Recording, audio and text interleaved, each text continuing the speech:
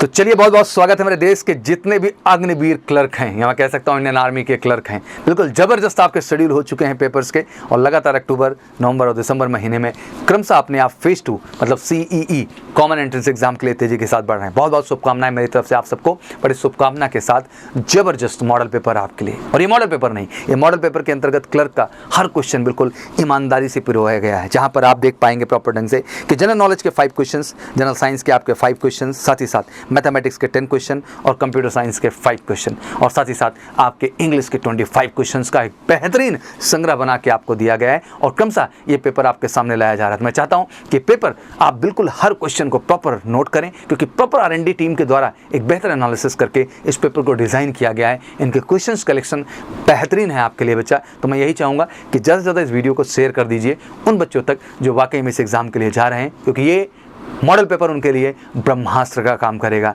और अपने एग्जाम में वो कहीं न कहीं बेहतर सफलता ले पाएंगे। तो बिल्कुल बिना समय गंवाए हुए शुरू करते हैं तेजी के साथ आज अग्निवीर क्लर्क का स्पेशल मॉडल पेपर। जय हिंद, जय Bharat. Hello guys, my name is Rishi Mishra, major Kalsi classes, faculty of English. So guys, आज हम लोग देखेंगे मॉडल पेपर आर्मी क्लर्क का।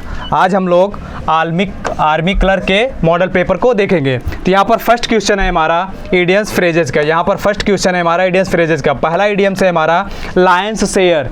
लायंस शेयर मीन्स होता है सबसे बड़ा भाग। लायंस शेयर मीन्स होता है सबसे बड़ा भाग। ऑप्शन फर्स्ट भी नहीं होगा, टॉपिक कंफ्यूज है। ऑप्शन बी भी नहीं होगा, ऑप्शन सी हमारा करेक्ट होगा। A largest share, option C हमारा करेक्ट होगा। A largest share, option D भी नहीं होगा। तो लायंस शेयर मीन्स होता है डियर सबसे बड़ा भाग। ये है एक इडियम्स की बात की जा रही है यहाँ पर। Option C is correct. Next question है dear, out of the 4 alternative choose the one with best. हमें वन वर्ड सब्स्टिट्यूशन बताना है। Killing one sisters, killing one sisters, sisters की हत्या करना। फर्स्ट ऑप्शन है रेजिसाइड। रेजिसाइड मीन्स होता है किलिंग ऑफ वंस किंग, राजा की हत्या करना। बी ऑप्शन हमारा करेक्ट होगा, killing of one's sisters. C option है मैट्रिसाइड। मैट्रिसाइड मीन्स होता है dear killings of ones mother, mother की हत्या करना होता है मैट्रिसाइड। एंड फ्रैट्रिसाइड मीन्स होता है किलिंग ऑफ वंस ब्रदर, भाई की हत्या करना होता है फ्रैट्रिसाइड। नेक्स्ट क्वेश्चन है डियर, इसमें हमारा होगा option B is correct. Next question है, आउट ऑफ द 4 अल्टरनेटिव्स हमें वन वर्ड सब्स्टिट्यूशन बताना है। Inscription on a grave stone. Inscription on a grave stone, कब्र पर अंकित शब्द, वो होता है इपिथेफ। ऑबिचुअरी मीन्स होता है शोक संदेश। मेमोरियल मीन्स स्मरण लेख। एपिग्राफ मीन्स होता है सूक्ति। Option C correct. Inscription of a grave stone, कब्र पर अंकित जो शब्द होता है उसे बोलते हैं epitaph. Option C is correct. Next question है, नेक्स्ट क्वेश्चन है डियर एडवर्सिटी। हमें बताना है बेस्ट एक्सप्रेसेज, हमें सिनोनिम्स बताना है। हमें सिनोनिम्स की बात करें। एडवर्सिटी मतलब होता है मुसीबत, मुसीबत। तो ऑप्शन फर्स्ट चांस, ये भी नहीं होगा। अवसर, बी कैपेसिटी, क्षमता, ये भी नहीं होगा। सी जॉय की बात कर रहा है, ऑप्शन डी हमारा करेक्ट होगा, मिसफॉर्चून मतलब मुसीबत। नेक्स्ट क्वेश्चन है डियर लेब्रिंथ। लेब्रिंथ मीन्स होता है भूल भुलैया। अब यहाँ पर हमें सिनोनिम्स बताना है बेस्ट एक्सप्रेसेस। लेब्रिंथ मीन्स होता है भूल जाना होता है। ऑप्शन फर्स्ट मेज, यही हमारा करेक्ट होगा, क्योंकि हमें सिनोनिम्स की बात कर रहा है। मेज मतलब होता है भूल जाना या सरप्राइज हो जाना, अचानक कंफ्यूज हो जाना। ऑप्शन बी है पाथ, ये भी नहीं होगा। ऑप्शन सी केयरलेस, लापरवाही, ये भी नहीं होगा। ऑप्शन डी भी नहीं होगा। हमें सिनोनिम्स बताना है, तो लेब्रिंथ का सिनोनिम्स मेज होता है। नेक्स्ट क्वेश्चन है डियर, नेक्स्ट क्वेश्चन है हॉस्टिलिटी। हॉस्टिलिटी यहाँ पर आई होगा। हॉस्टिलिटी मीन्स होता है दुश्मनी। तो ये ऑप्शन हमें यहाँ पर अपोजिट बताना है डियर, हमें एंटोनिम्स बताना है। हॉस्टिलिटी का अपोजिट क्या होगा? फ्रेंडशिप। फ्रेंडशिप किस ऑप्शन में है? Option B. Option A enmity, ये भी नहीं होगा क्योंकि सिनोनिम्स है। ऑप्शन सी पार्टनरशिप, ये भी नहीं होगा। ऑप्शन डी भी नहीं होगा। Option B is correct. Next question है डियर, नेक्स्ट क्वेश्चन है नरेशन का।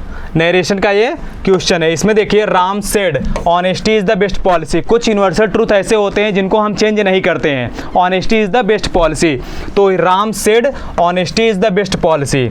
तो यहाँ पर होगा Ram said that honesty is the best policy. किसमें चेंज नहीं हो रहा? ऑप्शन डी में चेंज नहीं हो रहा। ऑप्शन ए में चेंज कर दिया जा रहा है, ये भी नहीं होगा। ऑप्शन बी में चेंज हो रहा है, ऑप्शन सी में चेंज हो रहा है। तो राम सेड ये सेम रहेगा, इसका चेंज नहीं होगा, इसका नरेशन बनेगा नहीं। क्यों? क्योंकि ये यूनिवर्सल ट्रूथ है। Option D is correct. Next question है डियर, नेक्स्ट क्वेश्चन है, ये भी नरेशन का है। He said he said she had been weeping for an hour, he said she had been weeping for an hour. Perfect continuous का narration नहीं बनता, perfect continuous का नरेशन नहीं बनता, तो यहाँ पर हैड बीन में भी जाएगा। हैव बीन से कितने ऑप्शन, एक option. He says he was weeping, ये भी नहीं होगा, बी ऑप्शन भी नहीं होगा, सी नहीं होगा, सेम टू सेम चेंज नहीं होगा। क्यों? क्योंकि डियर परफेक्ट कॉन्टिन्यूअस का नरेशन जो है वो नहीं बनाया जाता। नेक्स्ट क्वेश्चन है डियर, नेक्स्ट क्वेश्चन है वॉइस और नरेशन का, वॉइस का एक्टिव वॉइस पैसिव वॉइस बताना है। द न्यूज़ सरप्राइज्ड अस, ये सेंटेंस है पास्ट इंडेफिनिट, ये सेंटेंस है पास्ट इंडेफिनिट, जाएगा कॉन्टिन्यूअस पे, तो यहाँ पर वी वर सरप्राइज्ड होगा, वी वर सरप्राइज्ड, और सरप्राइज हमेशा प्रीपोजिशन में ऐड लेता है, option D is correct. Next question है, नेक्स्ट क्वेश्चन है she has taught him, she has taught him, वहाँ पर ही सी हैज़ टॉट हिम, ये क्या है, प्रेजेंट परफेक्ट में है, जाएगा किसमें, हैज़ बीन हैव बीन पे, प्रेजेंट परफेक्ट है, जाएगा परफेक्ट कॉन्टिन्यूअस में वॉइस बनाने के लिए। तो यहाँ पर हैज़ बीन से कितने ऑप्शन, ऑप्शन फर्स्ट भी नहीं है, बी भी नहीं है, सी और डी है, लेकिन डी में यहाँ पर टीज दे दिया जो कि होना चाहिए टॉट, तो option C is correct. Next question है डियर, नेक्स्ट क्वेश्चन है direction in the following question choose the word opposite, हमें अपोजिट की बात कर रहा है, हमें एंटोनिम्स बताना है। बोल्ड, बोल्ड मीन्स क्या होता है, साहस दिखाना या वीरता दिखाना होता है, बोल्ड का अपोजिट क्या होगा, टिमिड कायर, option first is correct. Brave, ये भी नहीं होगा, बहादुर, ब्यूटीफुल, ये भी नहीं होगा, डी ऑप्शन भी नहीं होगा, option first is correct. Next question है क्वेश्चन नंबर 12, नेक्स्ट क्वेश्चन है dear direction find out the error, हमें कॉमन एरर का क्वेश्चन है। If he had started out at 9 he would be here by now, ये question dear conditional sentence का है, जब if के साथ दो कंजक्शंस को, दो सेंटेंसेस को ऐड करते हैं, तो अगर पहला वाला सेंटेंस अनरियल कंडीशन दिखा रहा है तो पहले वाले सेंटेंस में हैड के साथ मेन वर्ब का थर्ड फॉर्म, और दूसरे वाले सेंटेंस में वुड हैव के साथ मेन वर्ब का थर्ड फॉर्म होगा, जो कि यहाँ पर है नहीं, तो यहाँ पर वुड हैव बीन होगा, would have been, option B is correct. Next question है हमारा, नेक्स्ट क्वेश्चन है फाइंड आउट द एरर, हमें कॉमन एरर बताना है। एमॉन्ग बॉयज एंड गर्ल्स 8, यहाँ पर 8 लोगों की बात की गई है, तो ईच अदर का प्रयोग ओनली 2 पीपल के लिए किया जाता है, और वन अनदर का प्रयोग मोर देन 2 पीपल के लिए किया जाता है, तो यहाँ पर ईच अदर नहीं होगा डियर, यहाँ ईच अदर कैंसिल होगा, यहाँ पर होगा वन अनदर, वन अनदर। क्यों? क्योंकि यहाँ पर बात की जा रही है 8 गर्ल्स और बॉयज़ की, option B is correct. Next question है, नेक्स्ट क्वेश्चन है कॉमन एरर का क्वेश्चन है dear, there was little water in the river wasn't they, अब यहीं पर गलती है क्योंकि सब्जेक्ट हमारा देयर है, और देयर और इट ऐसा सब्जेक्ट है जो क्वेश्चन टैग में चेंज नहीं होता, तो यहाँ पर दे नहीं, यहाँ पर देयर होगा, option C is correct. There जब सेंटेंस में आएगा डियर तो उसका क्वेश्चन टैग बनाते समय देयर को देयर ही रहेगा, और अगर इट सेंटेंस में आए डियर तो उसका क्वेश्चन टैग बनाते समय वहाँ पर इट ही रहेगा। नेक्स्ट क्वेश्चन है डियर, नेक्स्ट क्वेश्चन है क्वेश्चन नंबर 15, तो इसमें ये PQRS का क्वेश्चन है। About 2000 year ago, about 200 years ago, 200 साल लगभग पहले, पी ऑप्शन में in the south of India, Q option में an old king, R option में रूल्ड ओवर किंगडम, कार्ड राजवर्मन। अबाउट 200 ईयर्स एगो, इसके बाद हमें चाहिए सब्जेक्ट, सब्जेक्ट किस में है डियर, सब्जेक्ट है क्यू में, क्यू से कितने ऑप्शन, एक option, option B is correct. भाई ये फ्रेज है, इसके बाद हमें चाहिए सब्जेक्ट, सब्जेक्ट किस में है, क्यू ऑप्शन में, देखिए एन ओल्ड किंग, ना पी में है ना आर में ना एस में, तो बी ऑप्शन, तो बी ऑप्शन क्यू से स्टार्ट है क्योंकि क्यू में सब्जेक्ट है, तो वही हमारा आंसर, क्योंकि क्यू से एक ही ऑप्शन है। नेक्स्ट क्वेश्चन है डियर,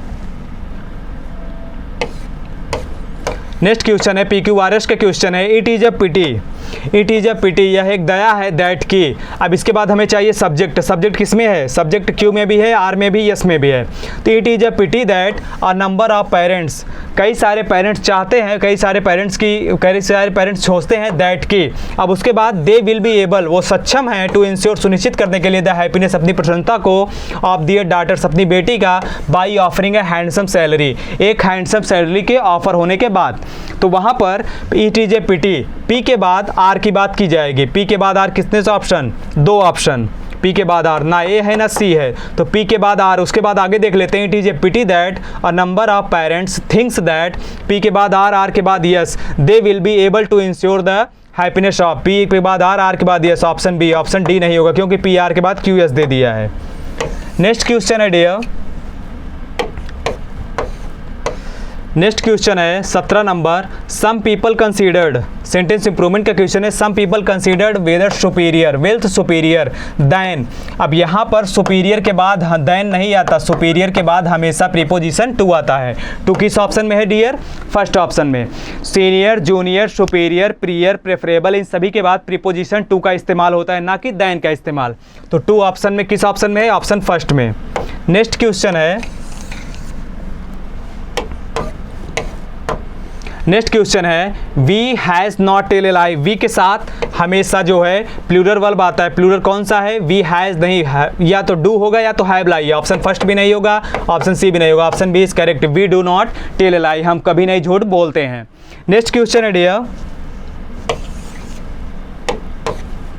नेक्स्ट क्वेश्चन है डायरेक्शन, चूज द करेक्ट। हमें सही वर्ड बताना है। मैनेज ये भी गलत है, ऑक्यूपाई ये सही है, कीन भी ये भी गलत है, ऑप्शन डी कंट्री का स्पेलिंग गलत है। तो हमें सही स्पेलिंग ढूंढना है, करेक्ट स्पेल वर्ड, तो यहाँ पर बी ऑप्शन सही होगा। नेक्स्ट क्वेश्चन है, नेक्स्ट क्वेश्चन हमें करेक्ट स्पेल वर्ड बताना है। नेव ये भी गलत है, सलन ये भी गलत है, स्मूथ भी गलत है, डिसऑनेस्ट सही है। तो हमें सही मीनिंग्स बतानी है। नेक्स्ट क्वेश्चन है, क्वेश्चन नंबर 21 है Neha is the girl has failed. Neha is the girl has failed. अब यहाँ पर चाहिए हमें या तो कंजक्शन या तो रिलेटिव प्रोनाउन, बट यहाँ पर बी ऑप्शन नहीं हुआ क्योंकि कंजक्शन और रिलेटिव प्रोनाउन दोनों दे दिया dear. Neha is the girl who has failed, यहाँ पर विच नहीं होगा, हु होगा। क्यों? क्योंकि हु जो है रिलेटिव प्रोनाउन के रूप में हमेशा अपने पूर्ववर्ती शब्द को क्वालिफाई करता है डियर, और वो पर्सन को क्वालिफाई करता है, और वो दो सेंटेंस को रिलेट भी करता है। तो ऑप्शन फर्स्ट होगा, Neha is the girl who has failed. Next question है डियर, नेक्स्ट क्वेश्चन है each of the girls rewarded. Each of the girls rewarded, तो यहाँ पर ईच जो है उसके according each, every, either, neither, जब भी आइडियर, उनके अकॉर्डिंग जो आने वाला वर्ब होता है वो हमेशा सिंगुलर फॉर्म में होता है। तो इसमें देखिए वाज दिया है, वाज, वर भी नहीं होगा, सैल भी नहीं होगा, आर भी नहीं होगा, हमें सिंगुलर चाहिए, वाज होगा। Each of the girls was rewarded, each के अकॉर्डिंग यहाँ पर सिंगुलर होगा वाज। नेक्स्ट है 23rd number question, if I had a typewriter, if I had a typewriter I my self. अब यहाँ पर जब कंडीशनल सेंटेंस है डियर, जब इफ के साथ दो कंजक्शन को ऐड किया जाता है, दो सेंटेंसेस को, पहला वाला सेंटेंस में पास्ट इंडेफिनिट, दूसरे वाले सेंटेंस में वुड आएगा। तो if I had a typewriter I would type myself, option C is correct. Would typed इसलिए नहीं होगा क्योंकि यहाँ पर B2 का इस्तेमाल कर दिया है, हैड टाइप्ड होता नहीं, टाइपिंग होता नहीं, option C is correct. Next question है, नेक्स्ट क्वेश्चन है हमारा कॉम्प्रिहेंशन का। नेक्स्ट क्वेश्चन है हमारा कॉम्प्रिहेंशन का। कॉम्प्रिहेंशन की बात करें डियर हम, तो यहाँ से पैसेज है a whole generation of Indians give up. Indians की जो सारी जनरेशन है, हमारी सारी जनरेशन है भारतीय लोगों की, उन्होंने गिव अप कर दिया, मतलब त्याग दिया, एवरीथिंग सब कुछ, एंड स्पेंड और खर्च किया, व्यतीत किया, दियर लाइव्स अपने लाइव्स को, इन फाइटिंग लड़ने में, British in Gandhi's way British के साथ। अब ब्रिटिश के साथ उन्होंने अपना सारा जीवन नष्ट कर दिया या त्याग दिया ब्रिटिश के साथ लड़ने में। इन गांधीज वे गांधी के बताए हुए रास्ते पर, विदाउट हर्टिंग बिना दूसरों को हर्ट किए, विदाउट वायलेंस बिना किसी हिंसा के, विदाउट हेट्रेड बिना नफरत के, बिना हिंसा के, बिना नफरत के। द होप यही आशा, दैट के इंडिया वुड वन डे भारत एक दिन करेगा, बी फ्री स्वतंत्र होगा, गिफ्ट रखेगा, them going through very difficult times बहुत ही बुरे समय में, एंड गिव देम और उनको देगा क्या, करेज। उसके बाद है व्हेन मिलियंस ऑफ पीपल, जब करोड़ों लोग वांट चाहते हैं, द सेम थिंग वही चीज़, करोड़ों लोग चाहते हैं, वो फ्रीडम पाना चाहते हैं, वो गिव अप करना चाहते हैं, वायलेंस वगैरह को जो भी है उसको फॉलो नहीं करना चाहते। मिलियंस ऑफ पीपल चाहते हैं the same thing very much बहुत ज़्यादा। It is a great force, यह एक बहुत बड़ा बल है, which even the most powerful army can not oppose. अब इसका मतलब समझिएगा, which even the most powerful army can not oppose, किसकी पावरफुल आर्मी जो विरोध नहीं कर सकती, वो ब्रिटिश की बात कर रहा है राइटर। ब्रिटिश की जो पावरफुल आर्मी है वो अपोज नहीं कर सकती, किसका, मिलियंस ऑफ पीपल्स का। आगे है, अब यहाँ पर क्वेश्चन है उसके बाद, the demand for freedom became a great force. The demand for freedom became a great force. What is the most likely reason for it.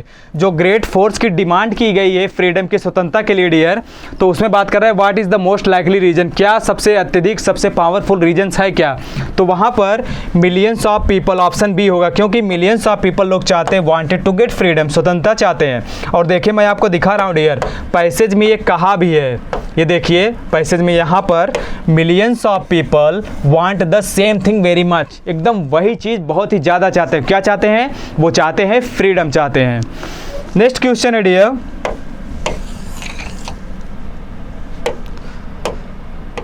Next question है पैसेज का, which is the most powerful army refer to in the passage. जो powerful army की passage में बात की गई कि वो मोस्ट पावरफुल आर्मी भी इंडियंस पीपल्स का, मिलियंस ऑफ पीपल्स का अपोज नहीं कर सकती। वो पावरफुल आर्मी किसके बारे में बात कर रहा था राइटर जो है जिगर, वो पैसेज में जो है ब्रिटिश आर्मी की बात कर रहा था। तो ब्रिटिश आर्मी की बात किस ऑप्शन में है? पहले ऑप्शन में देखिए, the powerful army of the government of India, ये तो होगा नहीं। The powerful army of the British, बिल्कुल यही ऑप्शन करेक्ट होगा। Any powerful army fighting against the wishes of millions of, ये भी नहीं होगा। Option D, the army formed by the freedom fighter, ये भी नहीं होगा। ऑप्शन बी हमारा करेक्ट होगा।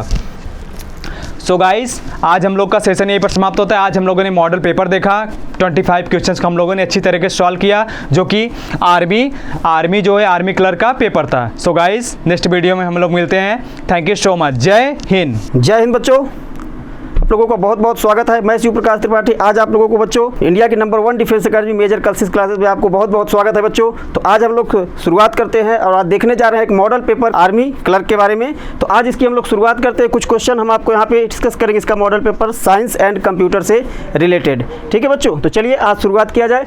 देखते हैं क्वेश्चन नंबर फर्स्ट बच्चों क्या है। फिजिक्स के पार्ट से आप लोगों का क्वेश्चन है। साइंस से आपके बच्चों लगभग 5 क्वेश्चन आते हैं और 5 क्वेश्चन आपके इसके कंप्यूटर से भी रिलेटेड आते हैं। तो हम सबसे पहले साइंस के पार्ट को बच्चों क्या करते हैं, कवर अप करते हैं। तो देखते हैं हमारा जो फर्स्ट क्वेश्चन है। फर्स्ट क्वेश्चन बच्चों आपका ये कहा जा रहा है कि which light rays have maximum wavelength to the wave length of red colour, यानी कि इसमें से किस लाइट रे की जो वेवलेंथ है, रेड कलर की वेवलेंथ के लाइट रे से क्या होती है बच्चों, ज़्यादा होती है। तो अगर रेड कलर की वेवलेंथ के बारे में आप लोग बच्चों देखें तो हमें आज थोड़ा सा आपको डिस्कस कर दें कि जो बच्चों हमारा ये लाइट का पैटर्न होता है, वो लाइट का पैटर्न बच्चों कुछ हमारा इस तरीके से आता है। अगर हम लोग इसकी बात करें तो ये जो लाइट का पैटर्न है कुछ बच्चों इस तरीके से होता है कि सबसे जो हमारी छोटी वेवलेंथ की रेज होती है बच्चों गामा रेज होती है। गामा रेज के बाद हमारा आता है जो वो होता है एक्स रेज। एक्स रेज के बाद हमारा आता है यूवी रेज और यूवी के बाद बच्चों आता है हमारा विजिबल रेज और विजिबल रेज के बाद हमारा बच्चों आ जाता है इंफ्रारेड या अवरक्त प्रकाश किरण जिसको बोलते हैं। फिर इसके बाद माइक्रोवेव और देन आफ्टर आपका आता है बच्चों रेडियो वेव। तो आप देखोगे बच्चों इसमें कहा जा रहा है कि लाल रंग की तरंग दैर्ध्य से अधिक तरंग दैर्ध्य किसकी होती है। अब ये लाल रंग तरंग दैर्ध्य किस में होती है बच्चों, तो ये जो हमारा विजिबल रेंज है लाइट का, इसी में तो हमारा ये होता है VIBGYOR, violet, indigo, blue, green, yellow और ऑरेंज। और इसकी वेवलेंथ की अगर बात करें बच्चों तो इसकी वेवलेंथ जो होती है हमारी 4000 एंगस्ट्रॉन से लेकर 8000 एंगस्ट्रॉन तक होती है, या इसको हम 400 नैनोमीटर से 800 नैनोमीटर के टर्म में भी ले सकते हैं। अगर मीटर में देखेंगे तो 4 × 10⁻⁷ मीटर से 8 × 10⁻⁷ मीटर तक इसको ले सकते हैं। तो आप इसमें देख रहे हो बच्चों जो विजिबल कलर की लाइट रेज है कौन सी है, रेड किस में है, विजिबल में है। तो रेड से ज़्यादा वेवलेंथ किसका है, इंफ्रारेड का। तो इसमें कौन सा ऑप्शन बच्चों करेक्ट ऑप्शन हो जाएगा आपका, तो इसमें जो करेक्ट ऑप्शन होगा बच्चों वो हो जाएगा आपका ये। ठीक है, यानी कि इंफ्रारेड क्या है बच्चों, ये इसकी लाइट रेज क्या होती है, ज़्यादा होती है। यहाँ पे आपका ये आप माइक्रोवेव होगा। ठीक है, सॉरी माइक्रोवेव इसको करें, ये आपका गामा रेज लिखा हुआ। ठीक है, तो ये आपकी बच्चों क्या हुआ, इसका इंफ्रारेड आपका करेक्ट ऑप्शन हो जाएगा। चलिए नेक्स्ट क्वेश्चन देखते हैं बच्चों क्या कहा जा रहा है। क्या है क्वेश्चन नंबर सेकंड, तो क्वेश्चन नंबर सेकंड में बच्चों कहा जा रहा है कि देहली आवृत्ति क्या है या थ्रेशोल्ड फ्रीक्वेंसी क्या होती है। तो थ्रेशोल्ड फ्रीक्वेंसी की अगर बच्चों हम लोग बात करें तो थ्रेशोल्ड फ्रीक्वेंसी उसको बोलते हैं, यह इफेक्ट आपका फोटो इलेक्ट्रिक इफेक्ट होता है आप लोगों का, जिसकी की डिस्कवरी 1900 में आइंस्टीन द्वारा की गई थी। जिनको और फोटो इलेक्ट्रिक इफेक्ट के द्वारा ही आइंस्टीन ने क्या किया था, न्यूटन की जो वेव पार्टिकल थ्योरी थी उसको जो फेल कर गई थी उसको क्या किया था आइंस्टीन ने, अल्बर्ट आइंस्टीन ने लगभग 1900 के दशक में उसको यानी कि न्यूटन की पार्टिकल थ्योरी को सही साबित कर दिया था। और इनका जो एक्सपेरिमेंट था बच्चों, इनका एक्सपेरिमेंट था फोटो इलेक्ट्रिक इफेक्ट। इसको हम लोग बोलते हैं फोटो इलेक्ट्रिक इफेक्ट। तो ये फोटो इलेक्ट्रिक इफेक्ट क्या होता है बच्चों, जिसको हम लोग बोलते हैं हिंदी में प्रकाश वैद्युत प्रभाव। यह प्रकाश वैद्युत प्रभाव ही एक ऐसा प्रभाव था जिसके द्वारा बच्चों क्या किया था, आइंस्टीन ने न्यूटन की जो पार्टिकल नेचर था लाइट का उसको प्रूफ सिद्ध कर दिया था। अब हम बात करते हैं इसी में आपका चैप्टर में, यानी कि प्रकाश वैद्युत प्रभाव में ही आपका ये थ्रेशोल्ड फ्रीक्वेंसी की कंसेप्ट आती है। तो थ्रेशोल्ड फ्रीक्वेंसी में क्या किया गया कि जब किसी मेटल सरफेस पर बच्चों हमने क्या किया कि जब लाइट रेस को हमने इस पर डाला तो ये हमको देखने को मिला कि ये जो लाइट रेज है फोटॉन के टर्म में आती है, जिनको हम लोग एच न्यू बोलते हैं, इनके पास एनर्जी होती है। तो जब ये लाइट रेज इस मेटल सरफेस पर पड़ती है तो पड़ने के बाद लाइट मेटल सरफेस से क्या होते हैं, इलेक्ट्रॉन एमिट करते हैं, इलेक्ट्रॉन बाहर निकलती हैं। तो जो बच्चों हमारी थ्रेशोल्ड फ्रीक्वेंसी होती है, थ्रेशोल्ड फ्रीक्वेंसी उसको हम लोग बोलते हैं कि वह मिनिमम फ्रीक्वेंसी जो कि कम से कम इलेक्ट्रॉन को क्या करे, एमिट कर दे, उसी फ्रीक्वेंसी को बच्चों हम लोग क्या बोलते हैं, थ्रेशोल्ड फ्रीक्वेंसी। और जनरली इसमें जो लाइट रेज का यूज किया जाता है वो बच्चों हमारा होता है एक्स रेज की लाइट रेज को यूज किया जाता है, क्योंकि एक्स रेज की जो फ्रीक्वेंसी होती है वो ज़्यादा होती है। तो इसमें अगर बच्चों हम लोग देखें तो क्या होगा इसका ऑप्शन, इलेक्ट्रॉन एमिट्स, यानी कि इलेक्ट्रॉन के उत्सर्जन को बताता है आपकी थ्रेशोल्ड फ्रीक्वेंसी। चलिए नेक्स्ट क्वेश्चन की तरफ हम लोग चलते हैं। ये आपका बायोलॉजी से रिलेटेड क्वेश्चन है आपका, वायरस क्या है, व्हाट इज वायरस, यानी कि वायरस को हम लोग क्या बोलते हैं, विषाणु। तो विषाणु क्या होते हैं बच्चों, विषाणु हमारे एक कोशिकीय होते हैं कि द्विकोशिकीय होते हैं कि अकोशिकीय होते हैं, या आपका कोई नहीं सही होगा। तो विषाणु बच्चों हमारे कैसे होते हैं, विषाणु हमारे जो होते हैं वो अकोशिकीय होते हैं, यानी कि असेलुलर होते हैं। चलिए नेक्स्ट क्वेश्चन देखते हैं बच्चों हम लोग। नेक्स्ट क्वेश्चन है हमारा क्वेश्चन नंबर 4। क्या कहा जा रहा है क्वेश्चन नंबर 4 में, तो क्वेश्चन नंबर 4 देखिए, which among the following is Quicksilver. इसमें से किसको हम लोग बच्चों क्विकसिल्वर के रूप में यूज करते हैं, या किस मेटल को हम लोग क्या बोलते हैं, क्विकसिल्वर बोलते हैं। तो क्विकसिल्वर के नाम से बच्चों हमारा जो मरकरी है, मरकरी को हम लोग क्विकसिल्वर के नाम से जानते हैं। अब इसके बाद हम लोग देखते हैं ना last and final question.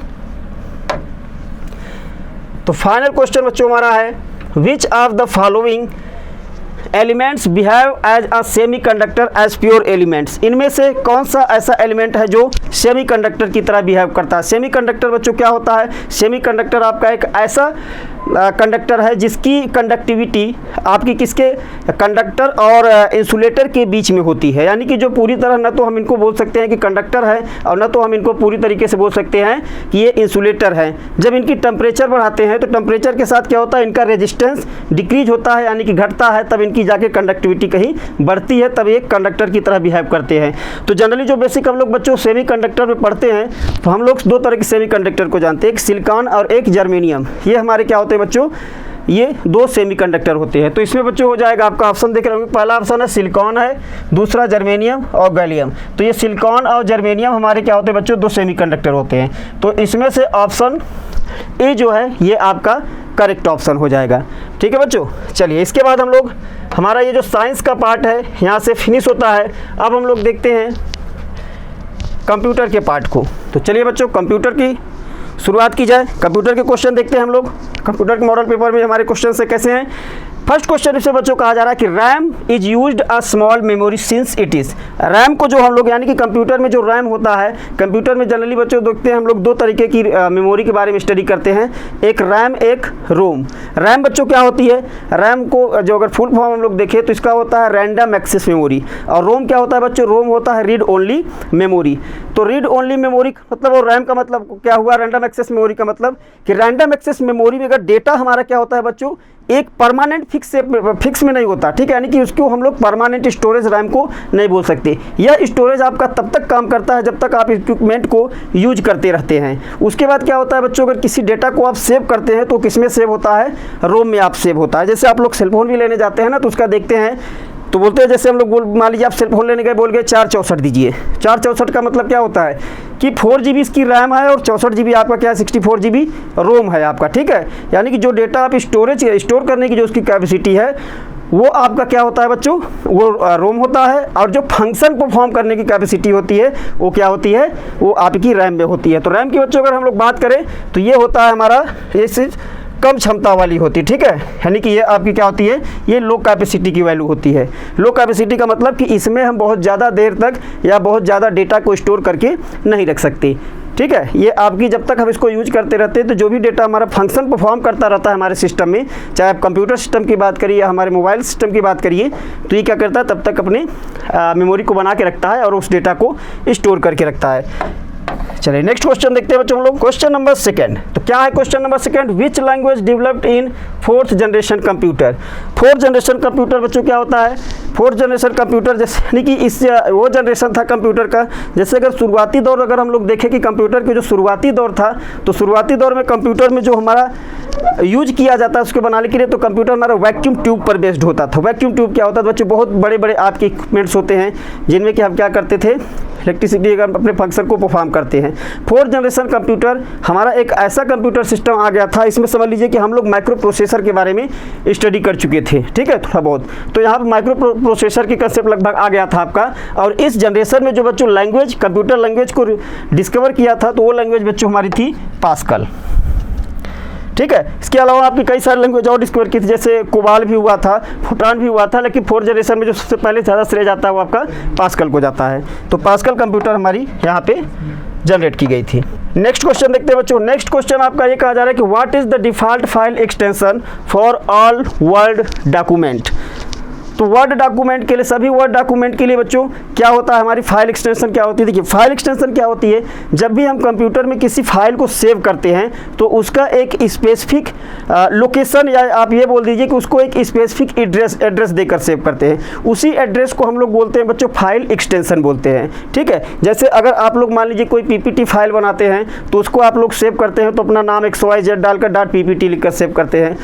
PDF file अगर आपकी है तो उसको आप XYZ नाम डालकर .pdf आप सेव करते हैं। तो सभी के लिए बच्चों अगर वर्ड फाइल की बात करें तो जो कि आपका बाय डिफ़ॉल्ट वैल्यू लेकर स्टोर कर सेव होता है वो होता है आपका .doc। .doc का मतलब क्या है कि .documents, ठीक है, वो वर्ड की सभी डॉक्यूमेंट फाइल .doc पर सेव होती है। नेक्स्ट क्वेश्चन देखते हैं हम लोग। नेक्स्ट क्वेश्चन है बच्चों, what is a computer virus.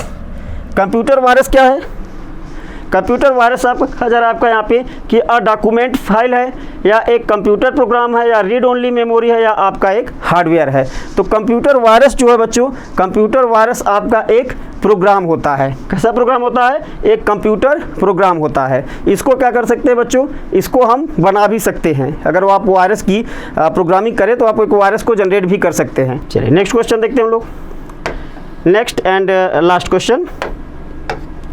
तो लास्ट क्वेश्चन बच्चों आपका ये है कि विच of the following is a web browser. Web browser क्या होता है बच्चों कंप्यूटर में, कंप्यूटर में वेब ब्राउजर उसको बोलते हैं जिसके थ्रू हम क्या करते हैं, इंटरनेट पे किसी भी डेटा को सर्च करते हैं या किसी भी इंफॉर्मेशन को या जो भी हम सर्च करते हैं वो वेब ब्राउजर के थ्रू ही करते हैं। जैसे अगर आप लोग कुछ वेब ब्राउजर के देखें, जैसे मोजिला फायरफॉक्स आपका होता है, गूगल क्रोम होता है, इंटरनेट एक्सप्लोरर होता है जो कि बाय डिफ़ॉल्ट सिस्टम में आपके रहता है ये ऑलरेडी, ठीक है। तो इसमें से अगर देखा जाए तो पूछा जा रहा है कि कौन सा आपका इसमें से वेब ब्राउज़र है।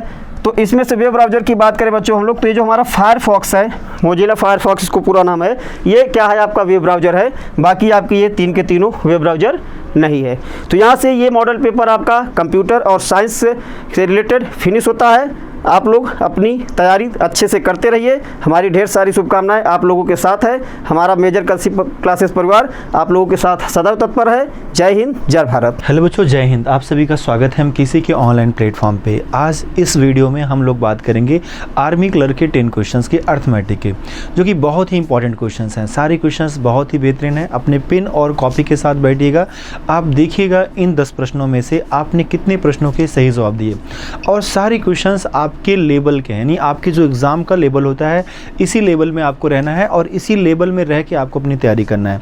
अगर आप ऐसे क्वेश्चनों का अभ्यास कर लेते हैं तो 100% है आप अपने आने वाले एग्ज़ाम में बेहतर करके आएंगे। तो चलिए हम लोग बात करेंगे यहाँ पर जितने भी क्वेश्चंस हैं 1 बाय 1 करके। तो सबसे पहला क्वेश्चन जो आप सभी के सामने दिख रहा है बच्चों, यहाँ पर क्वेश्चन है, यदि ए की आय बी से 40% कम है तो बी की आय ए से कितने % अधिक है।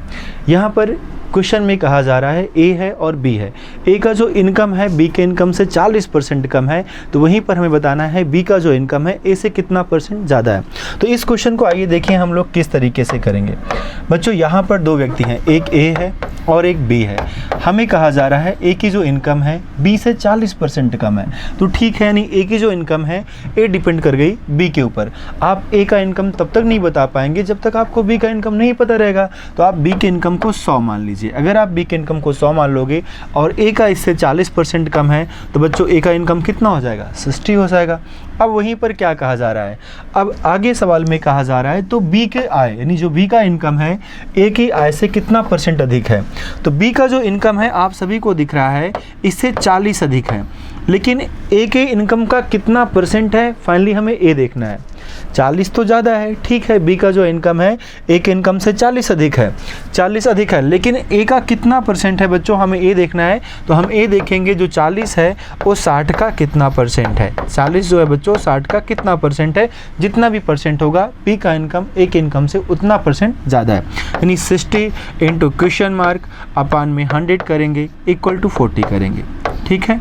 तो यहाँ पर हम लोग 0 काट लेंगे, 20 से काटेंगे 3 टाइम्स आएगा और ये 5 टाइम्स आएगा, फाइनली 5 का मल्टीप्लाई करेंगे और 3 अपान में जाएगा। तो क्वेश्चन मार्क बराबर हो जाएगा बच्चों 200 अपान 3, 3 6 18, 3 6 18, 0.66 आता रहेगा, यानी हमारा आंसर क्या हो जाएगा? सी ऑप्शन हो जाएगा। यह एक इसका तरीका था इस क्वेश्चन को सॉल्व करने का बाय कॉन्सेप्ट। अदरवाइज डायरेक्टली आप लगा सकते थे, यहाँ पर प्रतिशत अधिक बोला गया है, कितना % अधिक है, यानी हम कह सकते हैं, हमसे पूछा गया वृद्धि प्रतिशत। वृद्धि प्रतिशत का जो बच्चों फार्मूला होता है, इसका फार्मूला होता है x/100 - x × 100, यानी इसी सवाल को लगाने के लिए हम लिख सकते थे 40 अपान में 100 - 40, यानी 40% जो हमें कम दिया गया है, 100 - 40 इन द सेंस 60 × 100 करते बच्चों, तब भी हमारा आंसर आता है 20 दूना 40, 20 तिहाई 60, यानी 200/3, जिसका मतलब हो गया 66.66%। क्लियर हुआ? तो इस तरीके से भी आप इस क्वेश्चन को बाई फार्मूला कर सकते थे और इस तरीके से भी आप कर सकते थे 100% वैल्यू मान के। ओके, चलिए अभी हम लोग बात करेंगे सेकंड नंबर क्वेश्चन की। तो यहाँ पर हम जब दूसरे प्रश्न पे जाएंगे तो दूसरा प्रश्न हमारा CI और SI से है। 1 रुपये 60 साल में 9 रुपये हो जाते हैं, यानी आपके पास 1 रुपये है, आपने इसे बैंक में जमा कर दिया और 60 साल बाद जब आप बैंक विजिट करते हैं तो पता चला कि आपको जो पैसा है 1 रुपया वो 9 रुपया हो गया है। अब बच्चों बताना है ब्याज की दर क्या होगी। तो सीधी सीधी बात है, आप सभी को पता होगा साधारण ब्याज का फॉर्मूला क्या होता है, SI बराबर होता है PRT अपान 100, यानी principal into rate into time upon 100।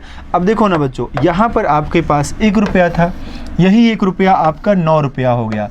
तो 9 रुपया हो गया तो बच्चों ब्याज कितना मिला, आप बैंक में 1 रुपया गए जमा कर दिए, 60 साल बाद बैंक में गए तो पता चला कि आपका पैसा 9 रुपया हो गया है। तो बच्चों सीधी सीधी बात है कि आपको यहाँ पर इंटरेस्ट के रूप में जो पैसा मिल रहा है वो 8 रुपये मिल रहा है, यानी 8 रुपये आपको ब्याज मिल रहा है। तो 8 तो आपका ब्याज हो गया, मूलधन कितना था आपका? 1 था। दर आपको बताना है, टाइम बच्चों आपका 60 साल है। सॉल्व करेंगे तो 20 तिहाई 60 हो जाएगा, 20 पंचे 100 हो जाएगा, 8 पंचे 40 और बच्चा 3 बटे में आ जाएगा इक्वल टू R हो जाएगा। तो यहाँ हम काटेंगे, 13 टाइम्स आएगा, 13 राइट 1/3%, 13 सही 1/3%। किस ऑप्शन में है? यहाँ पर ए ऑप्शन में है और ये हमारा आंसर हो जाएगा। चलते हैं अगले प्रश्न पे। सो आई होप कि आप सभी को क्वेश्चन क्लियर हुआ होगा। थर्ड नंबर क्वेश्चन देखते हैं। प्यारे बच्चों, थर्ड नंबर क्वेश्चन हमारा सिंप्लीफिकेशन का है। अब देखिए इस क्वेश्चन को हम लोग किस तरीके से सॉल्व करेंगे। अक्सर क्या होता है, जब बच्चों को कॉन्सेप्ट नहीं पता होता है तो इन क्वेश्चनों में वो उलझ जाते हैं, गुणा भाग करने के चक्कर में पड़ जाते हैं और इस क्वेश्चन को वो बहुत समय लगा सकते हैं, बहुत ज़्यादा समय लग सकता है इस क्वेश्चन को सॉल्व करने में। फिर बाद में यही होता है कि सर क्वेश्चन तो आ रहे थे लेकिन वहाँ पर हमारा समय बहुत ज़्यादा लग गया, क्योंकि आपने उस क्वेश्चन को उस तरीके से किया ही नहीं जिस तरीके से उस क्वेश्चन को करना था। तो बच्चों यही मेन चीज़ है, हमें कॉन्सेप्ट पता होना चाहिए किस क्वेश्चन में क्या लॉजिक लगाया जाए कि आंसर हमारे तुरंत आ जाए। जैसे अभी यही प्रश्न है, ठीक है। अब आप देख पा रहे हैं यहाँ पर पॉइंट सभी में लगा है और एक ही संख्या यहाँ पर 3 बार लिखी गई है गुणा करके, बीच में प्लस लगा, फिर एक ही संख्या 3 बार लिखा गया है। वही संख्या बच्चों नीचे में 2 बार, और एक बार ये वाली संख्या, एक बार दूसरी वाली संख्या और फिर दूसरी संख्या 2 बार। और पॉइंट में, पॉइंट की बात करोगे सब पे सेम अंक पे पे हैं।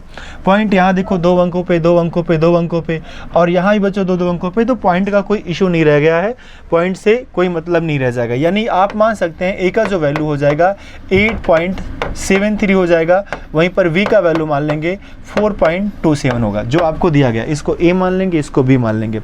अब अगर आप देखेंगे तो यहाँ पर a का कितने टाइम मल्टीप्लाई हुआ है, 3 टाइम, और b जिसे आपने माना है उसका भी 3 टाइम। a यहाँ पर बच्चों 2 बार, यहाँ पर 1 बार a, 1 बार b, यहाँ पर 2 बार b। तो हम कह सकते हैं a क्यूब। a का अगर आप 3 टाइम मल्टीप्लाई करेंगे तो क्या कहेंगे, a क्यूब कहेंगे। वहीं पर बच्चा b का 3 टाइम मल्टीप्लाई करेंगे तो v क्यूब कहेंगे। इसको आप लिखेंगे a स्क्वायर, माइनस में है ab और प्लस में b स्क्वायर। देखो एक फार्मूला बन गया ना। अब अगर आपको a cube plus b cube, अब पॉइंट का कोई मतलब ही नहीं रहेगा कि पॉइंट वगैरह को आप ध्यान दें, क्योंकि यह क्वेश्चन एक फार्मूले के ऊपर बेस्ड है, और यही फार्मूला अगर आपको याद है, चीज़ों को आप पहले से सॉल्व किए रहेंगे, तो इन क्वेश्चनों को सेकंड में कर पाएंगे। बिकॉज बच्चों a cube plus b cube का फार्मूला होता है एक ब्रैकेट में a प्लस b, अगले ब्रैकेट में a square minus A B plus b square, बटे में आपको वैल्यू मिलता है a square minus A B plus B square. तो यहाँ क्या हो जाएगा, इससे आपका a वैल्यू कैंसिल हो जाएगा, आंसर हो जाएगा a प्लस बी। यानी आंसर आपका हो गया बच्चों 8.73 एंड प्लस में 4.27। जोड़ेंगे 7 3 10 हासिल लगा 1, 7 2 9 और 1 10 बच्चों हासिल लगा 1, 8 4 12 और 1 13। यानी आपका आंसर क्या हो जाएगा, बी ऑप्शन हो जाएगा। चलिए चलते हैं हम लोग अगले प्रश्न की तरफ।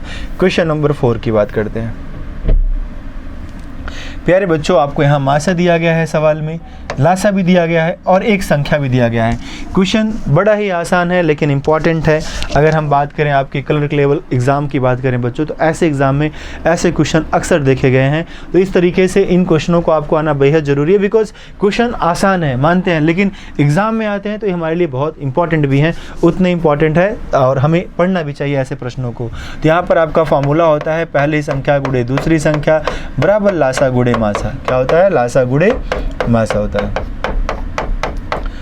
अब बच्चों यहाँ पर एक संख्या में 12 दिया गया है, दूसरी संख्या हमें नहीं पता है, हमें लासा पता है और मासा भी पता है कि नहीं। हम काट देंगे, 12 चौका 48 हो गया, तो सेकंड नंबर क्या हो गया बच्चों, 4 चौका 16 हो गया, हमारी दूसरी संख्या सी ऑप्शन।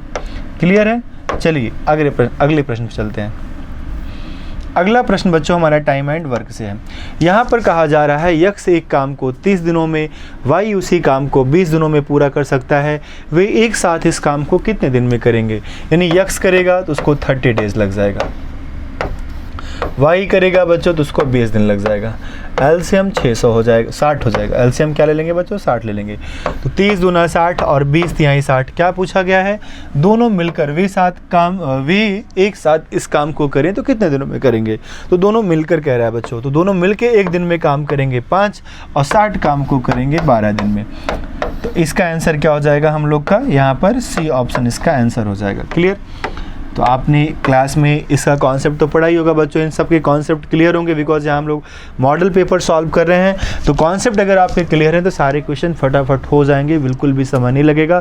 कॉन्सेप्ट क्लियर करने के लिए आप अगर आते हैं, सारी चीज़ों को पढ़ते हैं, क्लासरूम का हिस्सा बनेंगे तो बच्चों वहाँ पर यही सारे चैप्टर्स आप बहुत प्रॉपर तरीके से पढ़ते हैं और सारी चीज़ें आपकी बहुत अच्छे से क्लियर होती हैं। इन क्वेश्चनों को आप देख के तुरंत सॉल्व कर पाते हैं। जैसे आपके सामने अभी अगला क्वेश्चन है, ठीक है। तो हम सभी को पता है कि 196 जो है 14 का स्क्वायर रूट है, अपान में भी 14 है, ऊपर 17 है बच्चों, और नीचे जो संख्या लिखी है ये 17 का ही स्क्वायर है। ऊपर 78 है, नीचे की जो संख्या बच्चों ये 13 का स्क्वायर है। तो 13 छंग 78 होगा, 17 से 17 कट जाएगा, 14 से 14 कट जाएगा, तो 1 + 1 + 6, 6 और 1 7 और 1 8। आंसर क्या हो गया बच्चों हम लोग का 8 हो गया। क्लियर है। अगला प्रश्न देखते हैं, 7वां क्वेश्चन क्या है, 108 के कितने गुणनखंड अभाज्य संख्या में है। कितने ऐसे गुणनखंड है बच्चों जो अभाज्य संख्या के हैं। तो जब आप 108 का फैक्टर करोगे तो आप सभी को पता है, गुणनखंड करोगे 2 पंचे 10, 2 चौका 8, 2 से काटोगे 2 दूना 4, 2 सत्ते 14 बच्चों, फिर काटोगे यहाँ पर 3 से, 3 9 27 और 3 तरक का 9, 3 1 9 3। तो आप देख पाओगे यहाँ पर 2 की पावर 2 है और 3 की पावर आपका 3 की पावर 3 है। तो बच्चों यहाँ पर हमसे गुणनखंडों की संख्या नहीं पूछा है, कितने गुणनखंड ऐसे हैं जो अभाज्य संख्या में है, ये पूछा गया है। तो एक गुणनखंड हमारा 2 है, एक गुणनखंड हमारा 3 है, जो अभाज्य संख्या में, तो इनकी संख्या कितनी हो जाएगी, 2 हो जाएगी। गुणनखंडों की अभाज्य गुणनखंडों की संख्या पूछता है बच्चों, तो 2 3 5 होता है। लेकिन कितने गुणनखंड हैं जो अभाज्य संख्या में है, उनकी संख्या बच्चों कितनी है, 2 है। तो इस बात को हमेशा ध्यान देना, एग्जाम में पूछा क्या जा रहा है, ये बहुत ज़्यादा मैटर कर जाता है। क्वेश्चन नंबर 8 देखेंगे हम लोग। यहाँ पर कहा जा रहा है एक व्यापारी एक वस्तु को 105 रुपए में बेचता है, उसे 9% हानि होती है, 30% लाभ लेने के लिए किस कीमत पे बेचना चाहिए। तो आप मान लो उसकी कीमत जो भी रही होगी 100% रही होगी, उसकी कॉस्ट प्राइस। अगर इसे बच्चों आप 9% लॉस पे बेचेंगे तो इस सामान को आप बेचेंगे 91% पे। अगर आप इस पे 30% प्रॉफिट अर्न करना चाहेंगे तो इस सामान को आप बेचेंगे 130% में। आप जब लॉस पे बेचे थे 9% पे, तो आपने इस सामान को बेचा था 105 रुपये में। 1% का मान निकालोगे 105/91 होगा। आपको चाहिए बच्चों 30% लाभ का, वैल्यू तो 130 से मल्टीप्लाई करो, 13 धाम में 130, 13 से 91, 7 एकन्नम 7, 7 पचे 35, 15 धाम में बच्चों 150 हो जाएगा। यानी इस क्वेश्चन का आंसर हमारा क्या हो जाएगा, सी ऑप्शन में हो जाएगा, जो इसका करेक्ट आंसर है। चलिए अगले प्रश्न पे चलते हैं। क्वेश्चन नंबर 9 है। 3 संख्याओं का औसत आपको 19 दिया गया है, पहली 2 संख्याओं का बच्चों एवरेज आपको 15 दिया गया है, तीसरी संख्या क्या होगी। बहुत ही इंपॉर्टेंट चैप्टर है, इनके भी क्वेश्चंस आपके एग्जाम में अक्सर पूछे जाते हैं। 3 संख्याएं बच्चों, अगर इनका औसत देखोगे तो 19 है, 19 में 3 का गुणा करोगे, तीनों का योग 57 आ जाएगा। शुरू की 2 संख्याओं का औसत बच्चों 15 दिया गया है, 15 में 2 का गुणा करोगे, इनका योग 30 आ जाएगा। तीसरी संख्या क्या होगी भाई, तीनों को जोड़ेंगे 57 आएगा, 2 को जोड़ेंगे तो 30 आएगा। तो इसका मतलब तीसरी संख्या बच्चों 27 है। फाइनली हमें 57 में से 30 घटा देना है, तीनों संख्याओं के योग में से 2 संख्याओं का योग क्या करना है, लेस कर देना है, तीसरी संख्या आ जाएगी। बच्चों आज का अंतिम प्रश्न रेशियो एंड प्रोपोर्शन चैप्टर से है। ABCD को आपको मिक्स करना है, बड़ा ही आसान सवाल होता है, लेकिन अक्सर एग्जामों में देखा जाता है, जो आपके आर्मी GD क्लर्क टाइप के एग्जाम्स होते हैं बच्चों, कांस्टेबल लेवल के, उन सभी एग्जामों में ऐसे क्वेश्चंस अक्सर आते हैं। इसलिए आप जो है इन क्वेश्चनों को विशेष तौर पर ध्यान दें। अब देखो इनके क्वेश्चंस कैसे करोगे, इनको मिक्स करने के एक तरीके नहीं बच्चों, कई तरीके हैं, अलॉट ऑफ मेथड्स होते हैं, लेकिन अभी जो one of the best method है मैं आपको उसकी बात करता हूँ। तो यहाँ पर जिससे हमारा कैलकुलेशन 0 हो जाए, जैसे यहाँ पर B है बच्चों, B के बगल में आप देखेंगे इनके पड़ोस में इनके खेत खाली हैं, ऐसा कह सकते हैं। तो पड़ोसी होते ही बड़े खतरनाक हैं। तो इन्होंने क्या किया, अपने पड़ोसियों के खेत पे कब्जा कर लिया। इनके भी पड़ोस में खेत खाली था, इन्होंने भी कब्जा कर लिया और इन्होंने भी कब्जा कर लिया। सिमिलरली बच्चों इन लोगों ने भी अपने पड़ोस पे कब्जा कर लिया। कहने का मतलब जो भी नंबर साइड के होंगे, उनके बगल में जो नंबर खाली होंगे बच्चों प्लेस, उन पे वही नंबर प्लेस्ड हो जाएंगे। ऐसा राइट में भी, ऐसा ही लेफ्ट में भी। अब जैसे इसमें भी 12 है, इसमें भी 12 है, इसमें भी 12 है, और ये सब A के वैल्यू हैं, सब B के वैल्यू हैं, सब C के वैल्यू हैं, सब D के वैल्यू हैं। तो कहीं से कोई भी वैल्यू आप काट सकते हैं। तो 12 के लिए इसका 4 काटना पड़ेगा और इसका 3, क्योंकि 4 9 36 होता है बच्चों। 36 को 12 से काटोगे तो 36 आपका 3 ही बचेगा। अब देखो 3 इसमें भी है, 3 दूना 6 इसमें भी है, 3 तरक का 9 इसमें भी है, 3 एकन्नम 3 इसमें भी है। तो यहाँ बच्चों बचा 6, यहाँ 4 दूना 8, यहाँ 4 तिहाई 12 और यहाँ पर 19। यानी हमारा आंसर क्या होगा, 6 8 12 19, 6 8 12 19 ये आंसर हो गया। सो फाइनली बच्चों आई होप कि आप सभी को सारे क्वेश्चन समझ में आ गए होंगे और आपने सारे प्रश्नों को बेहतरीन तरीके से सॉल्व भी किया होगा। तो आपने कितने प्रश्नों के सही जवाब दिए अपने कमेंट में ज़रूर लिखिएगा, हम आपके कमेंट का वेट करेंगे, पढ़ेंगे और आपको रिप्लाई भी करेंगे। तो ठीक है बच्चों, आज के लिए इतना ही। जय हिंद। जय हिंद डियर कैडेट्स, आप सभी का मेजर कलसी परिवार में हार्दिक स्वागत अभिनंदन है। मैं अभिषेक द्विवेदी आप सबका हार्दिक स्वागत अभिनंदन करता हूं।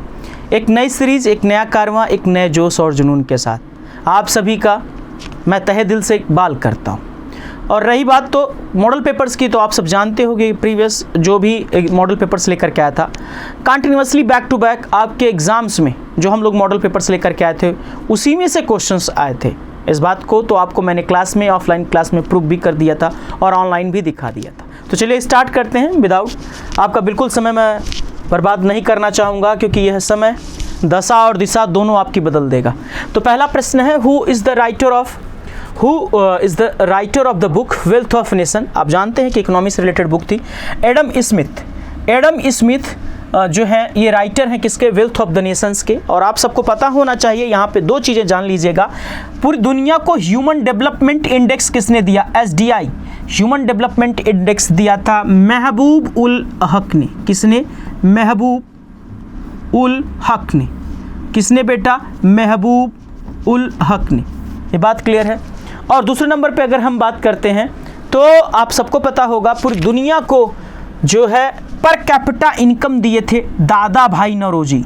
पर कैपिटा इनकम का मतलब समझ रहे हो, प्रति व्यक्ति आय भारत में किसने दिया था, दादा भाई नौरोजी ने। चलिए आगे की ओर मूव ऑन करते हैं। दूसरा question, which is the largest cattle fair in the world. आपको सबको पता होगा सोनपुर। सोनपुर का जो मेला है उसमें आप जानते हैं कि सबसे बड़ा फेयर है ये, और आयोजित होता है कहाँ पर, सोनपुर में।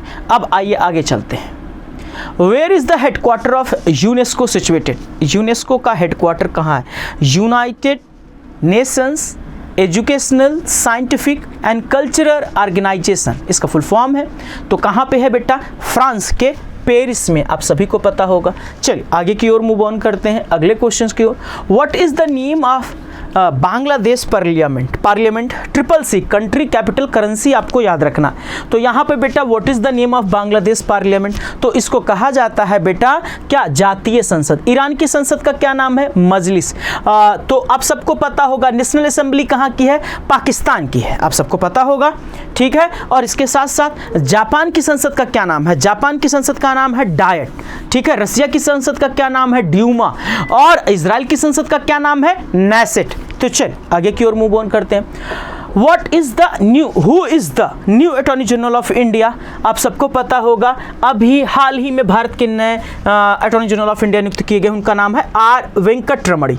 और अटॉर्नी जनरल ऑफ इंडिया का आर्टिकल क्या है, आर्टिकल 76, आपको पता होना चाहिए। आर्टिकल 76 में भारत के प्रथम विधिक अधिकारी या प्रथम विधिक सलाहकार के बारे में बताया गया है, जो वर्तमान में कौन है, आर वेंकट रमणी। इससे पहले कौन थे, के वेणुगोपाल, ठीक है। और इनका टेन्योर और salary, all the things depends upon the pleasure basis of the president of India. तो इसी तरीके के क्वेश्चंस के लिए, इसी तरीके के अपडेट्स के लिए मेजर कलसी परिवार से जुड़े रहें। आपका दिन शुभ हो। जय हिंद, जय भारत।